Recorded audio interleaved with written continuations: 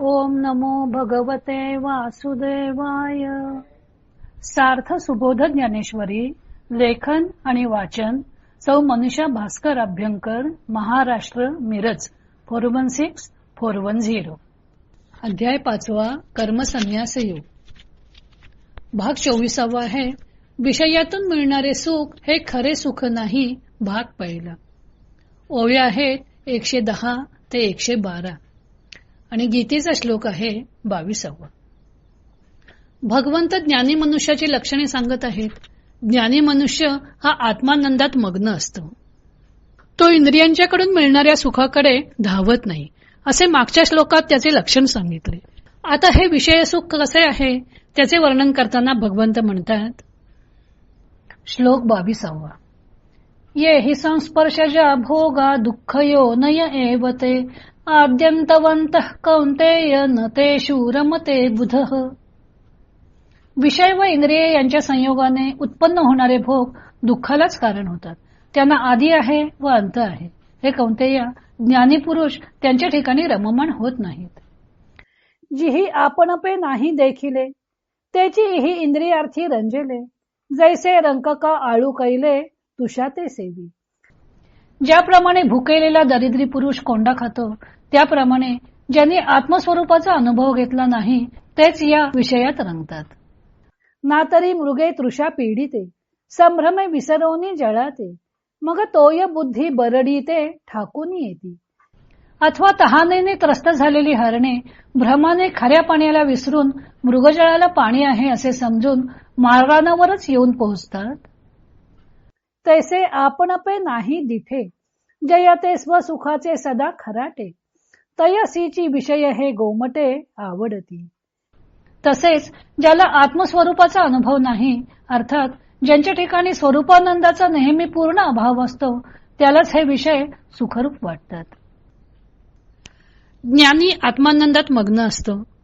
तिथेच आनंद उपभोगत असल्यामुळे त्याला विषयांपासून मिळणाऱ्या सुखाची मातब्बरी वाटत नाही.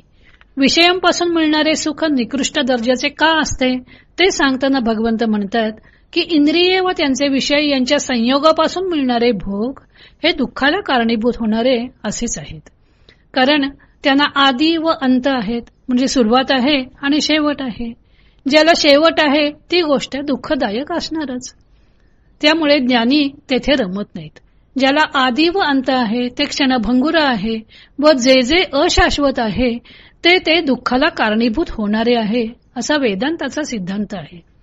कर्णमधुर संगीत, जिभेला गोड वाटणारे अन्न वगैरे सगळ्या उपभोगांना मर्यादा आहेत. थोड्या काळासाठी सुख वाटते, पण नंतर दुःख होतं. प्रिय माणसं भेटली की आनंद होतो, पण वियोगाची वेळ आली की दुःख होते. आज सुखदायक वाटणारी गोष्ट उद्या सुखदायक वाटेलच याचा भरोसा नाही. त्यामुळे विषयांपासून मिळणारे भोग हे अशाश्वत आहेत. त्यांच्यापासून शाश्वत सुख मिळणार नाही. अर्थात भगवंतांनी असं म्हटलेलं नाही की संसार हा दुःखमय आहे म्हणून त्याचा त्याग करावा. भगवंतांच्या सांगण्याचा हेतू आहे की संसारात आल्यावर कर्म करावेच लागणार आहे. त्याचे स्वरूप ओळखावे. सर्व कर्मांपासून सुखच मिळेल असं नाही. काही दुःखदायक कर्मही करावे लागतील. तेव्हा कर्तव्य कर्म करीत असतानाही दृष्टी आत्मसुखावर केंद्रित करावी.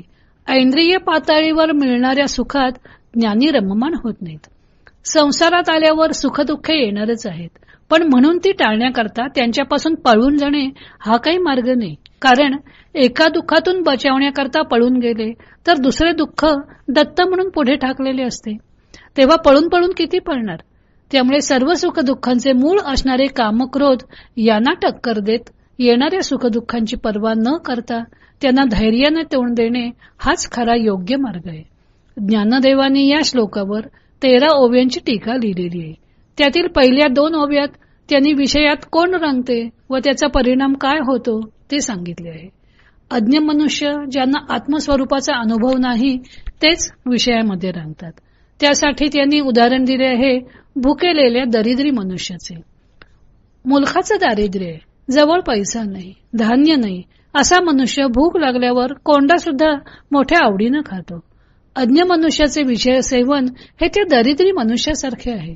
आत्मसुखाचे धन त्याच्यापाशी नसते, मग ते इंद्रियांपासून मिळणाऱ्या कोंडा सेवन वजा सुखालाच सुख मानतात. त्याचा परिणाम काय होतो ते सांगताना त्यांनी हरणाचे दृष्टांत दिले.